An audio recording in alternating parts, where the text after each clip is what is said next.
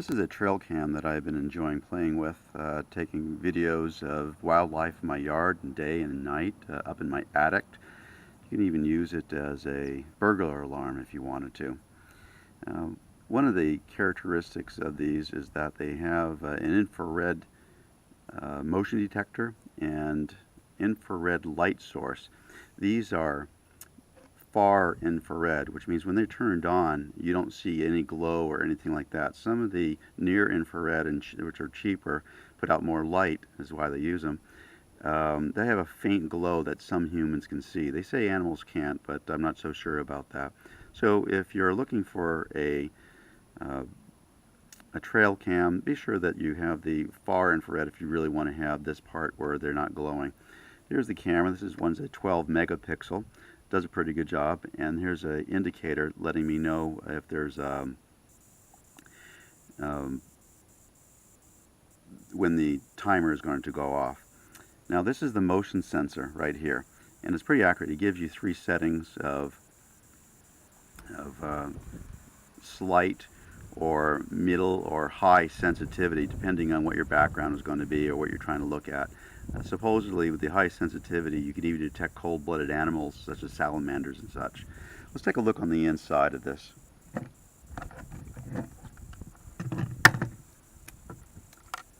Real good display here for you for aiming and for looking at the menu through here. Real easy to set up.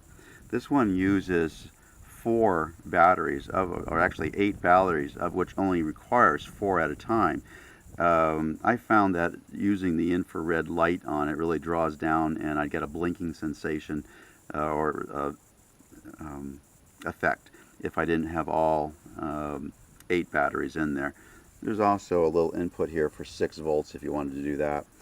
You may notice that right here is a like a washer or an O-ring, and this thing closes up pretty nicely with little clasps on like that, and it seals up. It'd probably be waterproof for a while. Uses a simple little SD card, which I have set up as a 32. Most of them don't take the newer, higher rating cards such as 64 and above. This is at 32. But for a night's worth of 1-minute videos, I haven't exhausted it yet. You might find that if you're using it more, where it's on more constantly, or using it in the time-lapse mode you want. This will shoot video in both 1080p and 720, and both have turned out pretty good quality. You can seal it here. Usually about 10 seconds later it activates itself. It has a mounting fastener right there for either using camera mounts and such like that, and also you can see straps can go through these holes here and various other fastening methods. Now, like I said before, I've used this in my yard and up in my attic looking for things that go bump in the night. So let me go ahead and go straight to the some samples of what I've actually used this camera for. This is Badfeather, the patriarch of a crow family that's been used in my backyard for the past 5 years. That's his baby that's approaching. He's named Badfeather because you'll see in his right wing his primary flight feathers stick out quite a bit. It makes them easy to identify. He's going to take some dog food pellets back to the other baby that just flew in, and he's working up to him, and he's feeding him there. And then in from the left, there we go, another parent bird. As you can see that the other one's asking for food at that time. Both the parents and also the children from prior years will help out with raising the babies. And this has been very interesting to follow because he has chosen my yard to habitate, and he doesn't associate with other crows or joins a flock.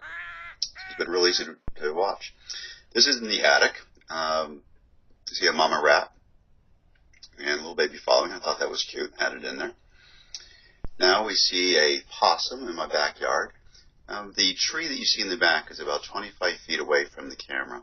So all the light that you're seeing there is coming from the infrared lighting of the camera itself. That was pitch black, save for a few landscape lights that you'll see there, but this is all coming from the camera. So you can see how much light it actually throws out pretty far. Yes, coyote coming by. Take a look at the tail of the next few coyotes to get an idea of the size and the age of the coyote. This is about 2 to 3 a.m. in the morning. Next one, a little more skittish. Hard to tell if we're still seeing the same coyote over and over again, but there are at least 2, and you'll be able to tell from the size and bushiness of the tail.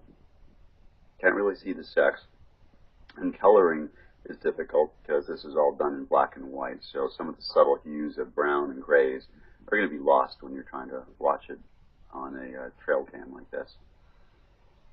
But he's kind of playful, so he's a little bit on the younger side.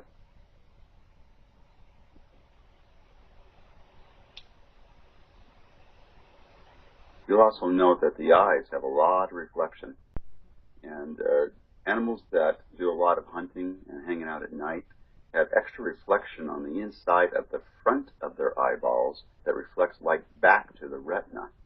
If you were to look at humans, you won't see this much reflection. That coyote right there is at a bird bath. The only thing I leave out for other animals, and that's a little bit of water there.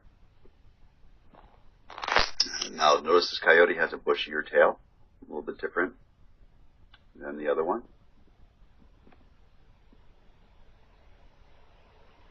And I think he makes a little bit of repeat visit here. You'll see some of these videos, there you are, they jump a bit, now like that. That is because the motion detection is kicking in about, and then opening up the camera about a half a second after the appearance of it. Now, I make these videos basically to help with this petability dog cart business. I donate the carts, so you viewing, subscribing, and sharing really helps out.